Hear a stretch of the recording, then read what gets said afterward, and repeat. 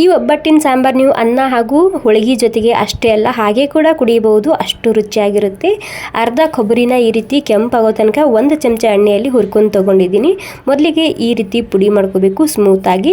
1 ಈರುಳ್ಳಿ ಸುಟ್ಟಿ ತೊಗೊಂಡಿದ್ದೀನಿ. ಒಂದ್ಸಲ ಮಿಕ್ಸಿ ಜಾರ ಬಂದ ಚಲೋ ಮಾಡ್ಕೊಂಡು ತೊಗೊಂಡಿದ್ದೀನಿ. ಈರುಳ್ಳಿ ಅಲ್ಲಿ ಕಾಣಬೇಕು. ಎಣ್ಣೆ ಬಿಸಿ ಆದಮೇಲೆ ಜೀರಿಗೆ, ಸಾಸಿವೆ, ಇಂಗು ಹಾಗೂ ಬೆಳ್ಳುಳ್ಳಿ, ಕರಿಬೇವಿನ ಸೊಪ್ಪು ಹಾಕ್ಕೊಂಡೀನಿ. ಬೆಳ್ಳುಳ್ಳಿ ಕೆಂಪಾದ್ಮೇಲೆ ಇದಕ್ಕೆ ಈ ಕೊಬ್ಬರಿ ಹಾಗೂ ಈರುಳ್ಳಿ ಪೇಸ್ಟ್ ಹಾಕ್ತಿದ್ದೀನಿ.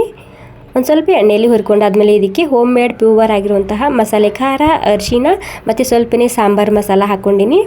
ಈ ಮಸಾಲ ಖಾರ ಬೇಕಿದ್ರೆ ಆರ್ಡರ್ ಕೂಡ ಮಾಡ್ಬೋದು. ಇವಾಗ ಬೇಳೆ ಬೇಯಿಸಿದಂತಹ ನೀರು ಹಾಕ್ತಿದ್ದೀನಿ.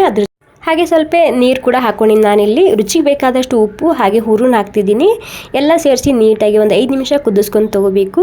1 ನಿಂಬೆಹಣ್ಣ ಹಿಂಡಿ ರಸ ಹಾಕ್ತಿದ್ದೀನಿ. ಹುಣಸೆಹಣ್ಣು ಕೂಡ ಹಾಕೋಬೋದು. ಒಂದು 5 ನಿಮಿಷ ಕುದಿಸಿದ ಮೇಲೆ ಇದಕ್ಕೆ ಕೊತ್ತಂಬರಿ ಸೊಪ್ಪು ಹಾಕಿದರೆ ಆಯಿತು.